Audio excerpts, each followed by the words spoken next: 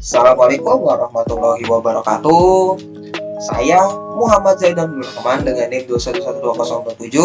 Kali ini saya akan menganalisa Kota Balikpapan. Lebih spesifiknya di sini saya akan menganalisa jalur angkutan Kota 7 Balikpapan menggunakan data spasial Quantum GIS. Kita bisa lihat di sini. Saya sudah membuatnya. Saya sudah buat. Oke, di sini kita bisa lihat data lengkapnya. Di sini terdapat banyak data karena di sini saya sudah mengisi. Jadi pada video kali ini saya akan yang namanya melakukan analisa atau melakukan presentasi penjelasan bagaimana analisa saya mengenai jalur angkutan kota. Oke, sebelum saya langsung masuk ke analisa, mungkin di sini saya akan menjelaskan dulu apa yang aspek-aspek yang digunakan atau hal-hal yang bisa digunakan pada Quantum GIS. Di sini saya kembali lagi ke PPT atau PowerPoint saya. Nah, di sini kita bisa lihat ada ya 3 aspek yang menurut saya sangat berguna terutama di analisa studi kasus saya, yaitu polygon, string, dan point. Kita bisa lihat point atau titik, yaitu kita lihat definisinya itu titik itu merepresentasikan lokasi tunggal di permukaan bumi dan didefinisikan oleh sepasang koordinat. Nah, titik ini biasanya untuk menandai suatu tempat kayak sekolah, pasar, atau mungkin di studi kasus saya terminal. Di sini bisa digunakan ya. Nah, yang kedua itu ada line atau garis. Nah, garis ini terdiri dari serangkaian titik yang terhubung dan merepresentasikan fitur linear seperti jalan, sungai, atau batas administratif. Nah, di sini karena studi kasus saya angkutan kota nomor 7 Balikpapan, di sini sangat berguna sekali garis untuk mengetahui jalurnya. Nah, yang ketiga ada poligon. Nah, poligon ini yaitu terdiri dari serangkaian garis yang membentuk wilayah tertutup. Poligon dapat merepresentasikan wilayah atau zona tertentu di permukaan bumi. Nah, kali ini saya akan membuat data spasial vektor yang terdiri dari poligon, string, dan point ya. Nah, pertama di sini saya akan menjelaskan dulu data spasial poligon untuk cara pembuatannya. Oke. Nah, untuk membuat poligon di sini kita harus menentukan dulu wilayahnya yang ingin ditandai. Seperti foto berikut kita bisa lihat. Dan selanjutnya sebelum kita mengisi, kita kan kita pertama ingin membuat nama. Pertama, di sini saya membuat kepadatan penduduk .shp. Kita bisa lihat di sini. Kita lihat ada file UTF. Kita file UTF-nya menggunakan UTF-8 encodingnya dan geometrinya. Nah, karena di sini poligon, di sini kita menggunakan geometri tipe itu poligon. Di sini additional dimension seperti EPSG 4326, strip WGS 84. Nah, di sini kita bisa lihat seperti ini. Nah, field listnya, di sini field listnya, kalau saya di sini saya ngisi ID dan alamat ya. Jadi pada field list, setiap kita menandai suatu daerah poligon, di sini saya akan menandai alamatnya. Jadi kayak seperti contoh berikut. Tadi kita lihat, kita mungkin hapus dulu semuanya. Ya, tidak terlalu banyak.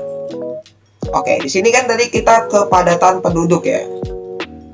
Nah, di sini saya membuat suatu contoh ya, suatu contoh kepadatan penduduk di sini. Gunanya field list itu kita bisa lihat di attribute table. Nah, misalkan ini ID-nya 1, kita lihat alamatnya Jalan Pramuka. Jadi untuk menganalisanya menjadi lebih mudah. Kayak misalkan nanti pada jalan A itu tuh memiliki kepadatan seberapa besar, dan yang B, jalan B itu kepadatannya seberapa besar. Nah, karena di sini saya sebagai contoh, di sini saya membuat kepadatan penduduk. Nah, di sini saya mungkin akan memperagakan sedikit bagaimana cara membuatnya. Nah, karena di sini saya sudah membuat layer, kali ini saya akan langsung aja menandai. Mungkin di daerah ini kita bisa lihat. Kita lihat di sini ini daerah kampus ya, daerah kampus. Kita bisa lihat di sini. Ini ada Universitas Mulia.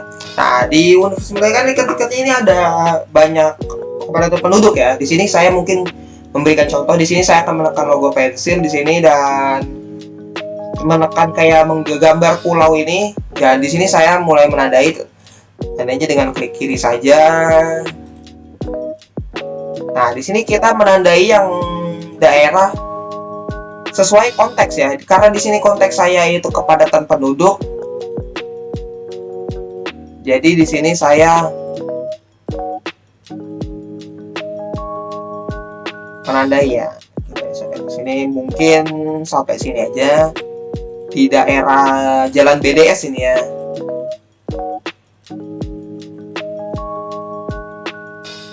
Oh, sorry, salah. Mungkin kita cancel. Nah, di sini kan ada 2 perumahan ya. Jadi mungkin di sini saya akan mengambil yang di daerah dekat kampus. Di sini perumahan Pos Indo saja ya. Mungkin di sini kita lihat. Ini ada perumahan Pos Indo ya. Kita mungkin ambil. Di sini ada 2 perumahan ya ternyata ya. Nah, hal ini juga dapat berguna untuk mengetahui misalkan di daerah bagian sini.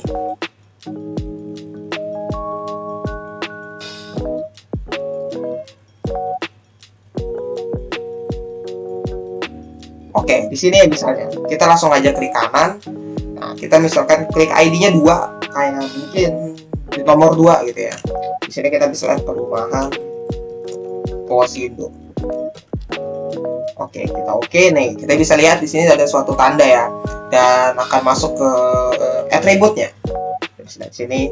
Nah, di sini karena ini cuma sebagai contoh dan sebenarnya kepadatan penduduk ini tidak terlalu digunakan ya. Namun cuman ini saya ingin memperagakan saja agar memudahkan untuk dalam penjelasan.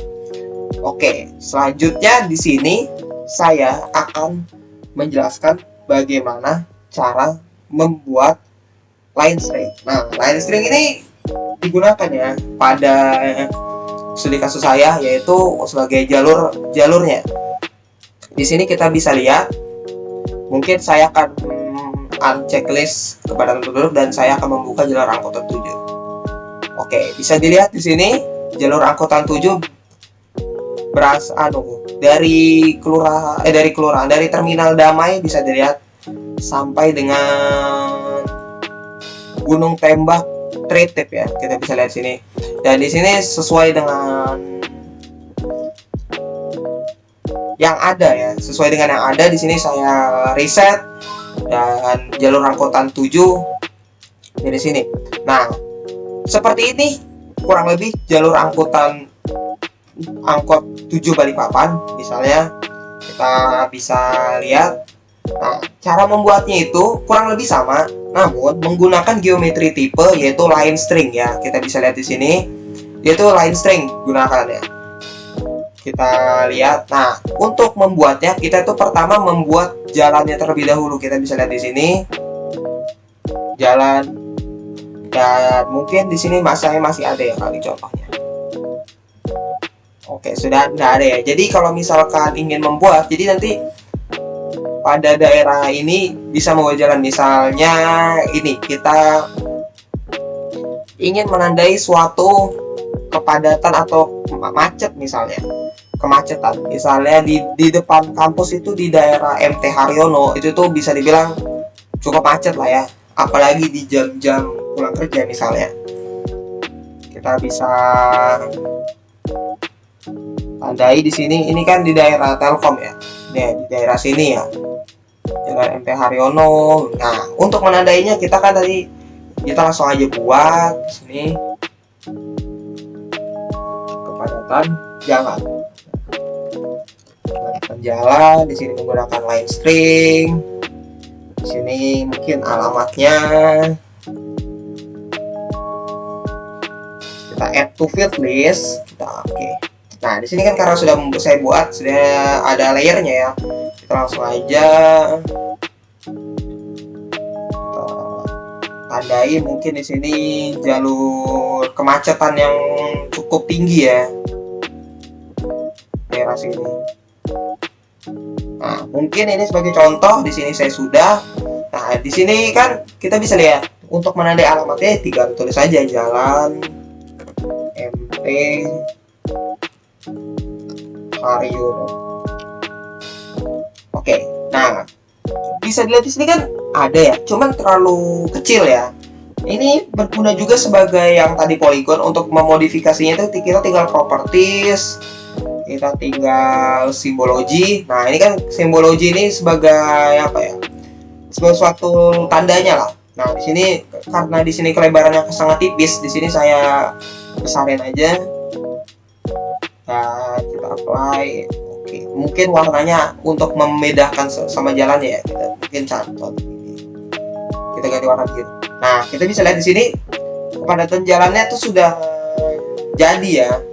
Dan kita bisa analisa di sini. Berarti kalau misalnya, dan kita ini sebenarnya harus turun ke lapangan untuk mengetahui bagaimana kepadatan penduduknya, atau kita bisa mengetahuinya melalui Google Maps biasanya. Jadi kita langsung aja kita save, dan ya kita bisa lihat di sini. Kita bisa lihat, nah ada suatu jalan ya, kita lihat di sini.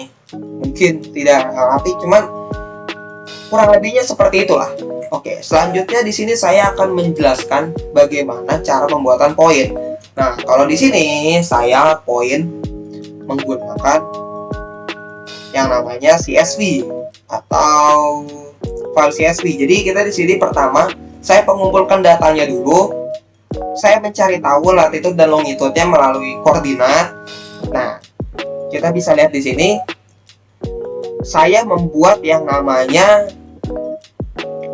suatu data atau suatu layer tempat olahraga. Nah, di sini saya membuatnya caranya itu menggunakan CSV, teman-teman.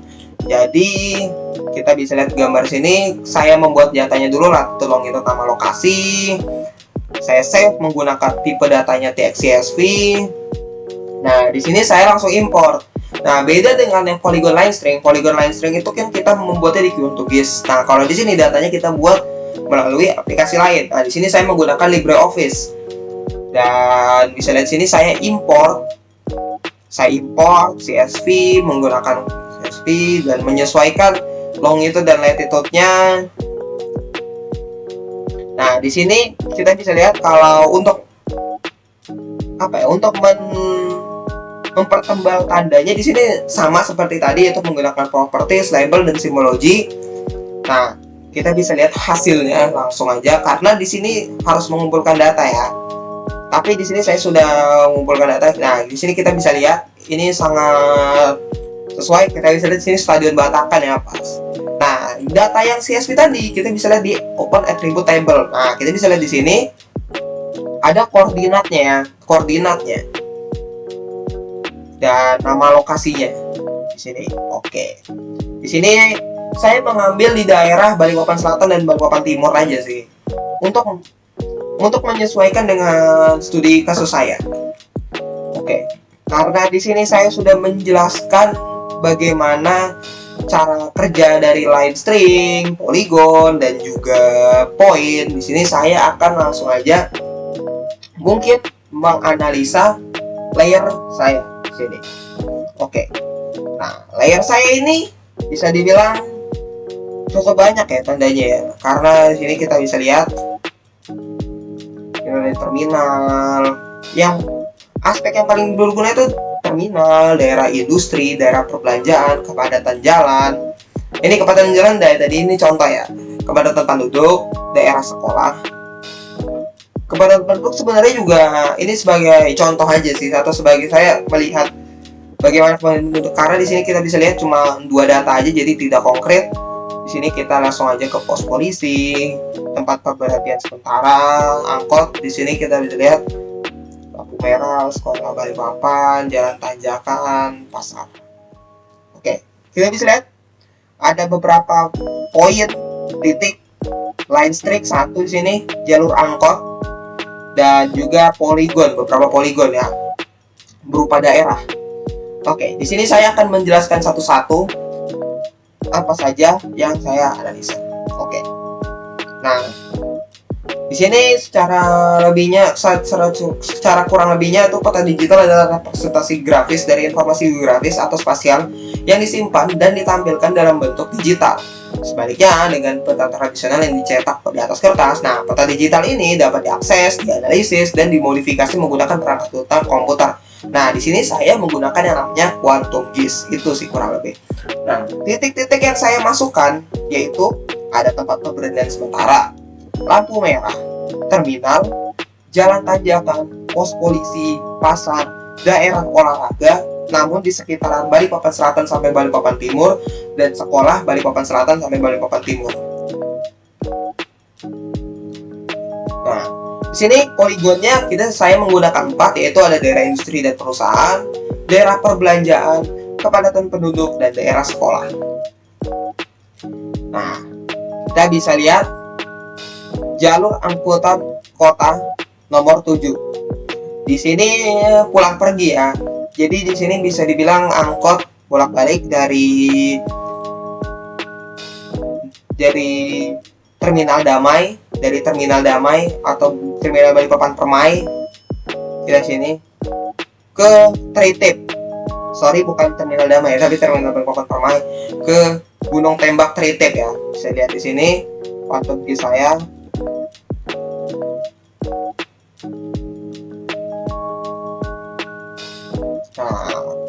Nah, kita bisa lihat di sini ya.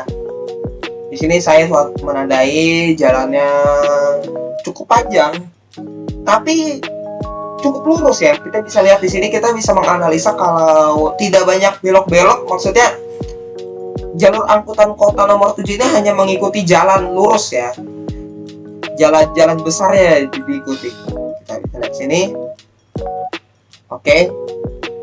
Dan nah, berdasarkan analisa saya, yaitu angkutan kota nomor 7 ini melewati daerah pusat-pusat perusahaan industri, daerah sekolah, dan pusat perbelanjaan.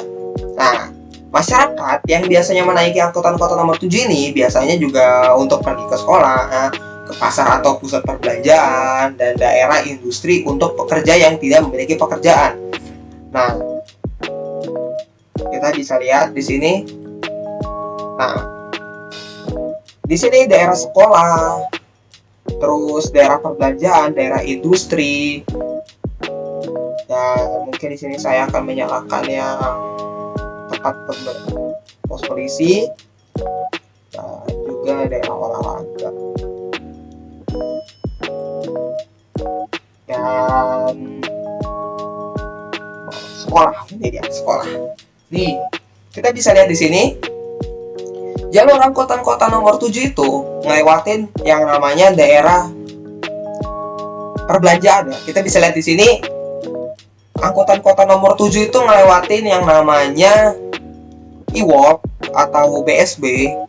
Nah, di sini angkutan kota nomor 7 juga bisa mengakses atau melewati SDN 001. Kita bisa lihat di sini bisa mengakses Pertamina ya. Maksudnya Pertamina Golf. Jadi selain daerah sekolah, tapi daerah industri, daerah perbelanjaan, daerah olahraga itu bisa dicapai melalui angkutan kota nomor 7 jalur Balikpapan Selatan sampai Balikpapan Timur. Begitupun sebaliknya.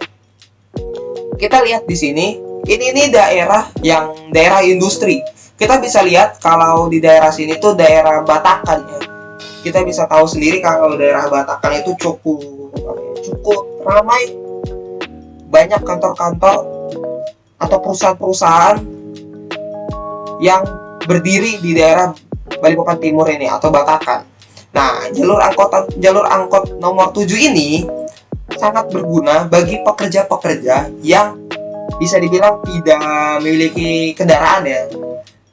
Untuk mencapainya dia bisa melakukan perjalanan menggunakan jalur angkutan nomor 7. Nah, dan juga di sini jalur angkutan kota nomor 7 ini yang sering saya lihat yaitu digunakan sebagai daerah perbelanjaan. Biasanya kayak ibu-ibu ke pasar atau masyarakat yang sedang berbelanja seperti yang ke e-walk dan juga ke pasar Sepinggan. Dan juga di sini biasanya siswa-siswa sekolah yang naik angkutan kota nomor 7 ini. Kita bisa lihat kalau angkutan kota nomor 7 ini banyak target pasarnya ya, dari karyawan, dari siswa, sampai juga masyarakat yang ingin melakukan perbelanjaan. Oke, di sini kita bisa lihat terminalnya ya, terminal Permai sampai terminal Gunung Tempat. Oke. Dan bisa dibilang kalau angkutan kota nomor 7 ini hanya melewati satu lampu merah saja. Kita bisa lihat di sini saya banyak menandai lampu merah. Namun yang dilewati angkutan kota nomor 7 ini hanya satu, di daerah lampu merah Sepinggan ini. Kita bisa lihat kalau jalur ini yang bukan jalur pemberhentian, tapi jalur lampu merah lalu lintasnya yang dilewati oleh angkutan kota nomor 7. Sedangkan daerah sini, nah di sini si lampu merah juga, maksud saya dua ya. Ya di sini tidak teman-teman. Di sini lampu merah tidak berhenti. Di sini angkutan kota nomor 7 lampu merah lewat sini tuh jalan lurus ya, langsung jalan aja.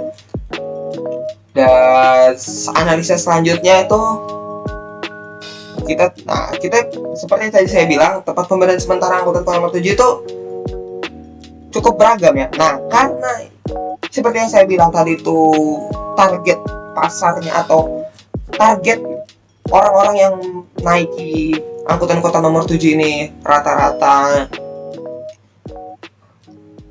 orang yang sedang melakukan perbelanjaan, atau orang-orang atau siswa-siswi yang sedang ingin berangkat atau pulang sekolah. Saya di sini saya menandai daerah tempat pemberhentian sementara angkot ya. Jadi saya lihat di sini. Mungkin pos polisi saya hapus dulu, dan ini aja lah ya. Oke. Nah, angkutan kota nomor 7 itu tidak ada tempat ngetep atau tempat pemberian sementara secara resmi. Jadi angkutan kota nomor 7 ini bisa dibilang tempat pemberhentiannya setahu saya belum sesuai dengan aturan dan belum difasilitasi oleh pemerintah. Jadi di sini kita bisa lihat tempat pemberhentian sementaranya itu Jalan Jenderal Sudirman atau E-World Balikpapan. Nah, biasanya targetnya itu orang yang habis pulang atau orang yang ingin mampir ke BSB atau E-World. Di sini biasanya angkutan kota nomor 7 Balikpapan ini menjadi tempat pemberhentian sementaranya angkutan kota nomor 7. Nah, selanjutnya di sini ada Jalan Marsono RI Iswahyudi SMP 10. Nah, di sini bisa dilihat kalau tempat pemberhentian sementaranya ini di depan SMP 10 ya. Jadi kita bisa lihat dan juga jelas ya, target pasar itu jelas kalau ini untuk siswa-siswi, biasanya yang ingin pulang sekolah biasanya. Selanjutnya di sini ada bandara. Biasanya bandara ini menjadi tempat pemberian sementara. Namun akhir-akhir ini cukup jarang ya, karena orang-orang biasanya di bandara itu lebih menaiki kayak ojek online atau taksi online biasanya untuk zaman sekarang. Kalau dulu itu bandara sempat menjadi tempat pemberian sementara, dan mungkin sekarang juga 1-2 angkutan kota di sini suka berhenti ya. Selanjutnya di daerah ini Jalan Marsma S Iswahyudi. Kita bisa lihat di sini target pasarnya jelas, karena di sini banyak sekali daerah sekolah seperti SD 006, SMP Wiyata Mandala, SMP 5 Balikpapan, SMK 1. Di sini menjadi pusat pemberhentian angkot sementara ya. Dan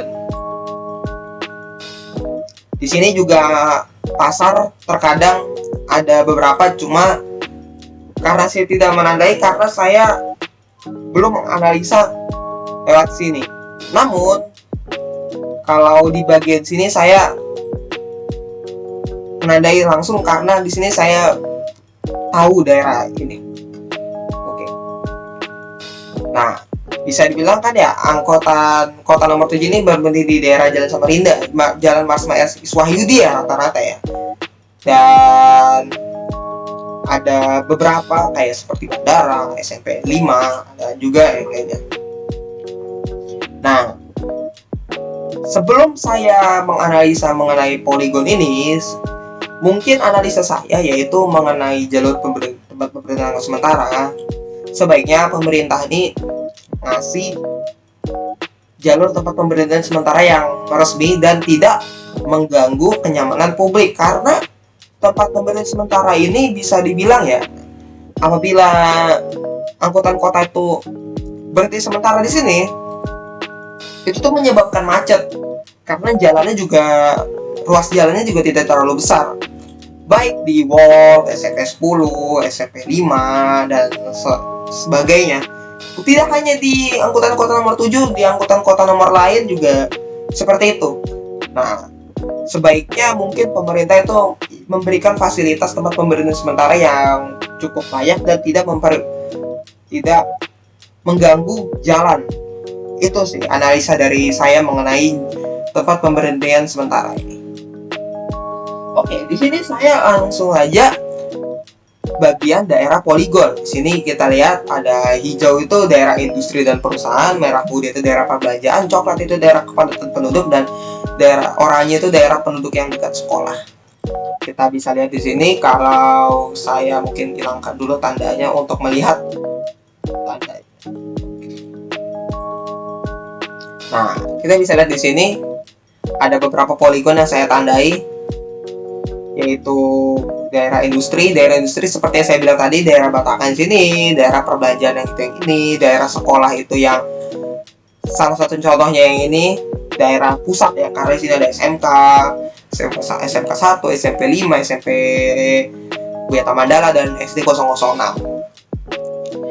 Di sini poligonnya sini saya menandakan kalau daerah kepadatan atau daerah-daerah yang masyarakatnya berpotensi untuk menaiki angkutan kota nomor 7 Balikpapan.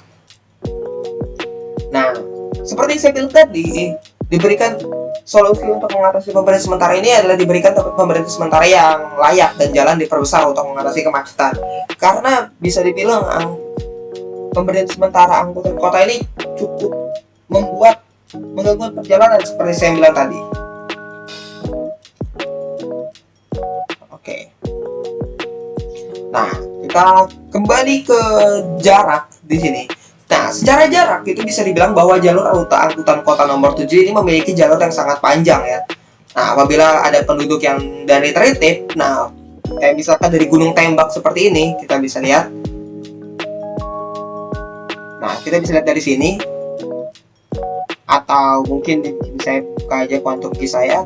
Nah, misalkan dari sini, nah masyarakat yang daerah Tritip bisa langsung atau bisa berpergian ke bandara, ke e-wall, ke mall ya, perbelanjaan, atau ke pusat-pusat olahraga, atau ingin menonton sepak bola di Stadion Batakan, di situ sangat bisa ya.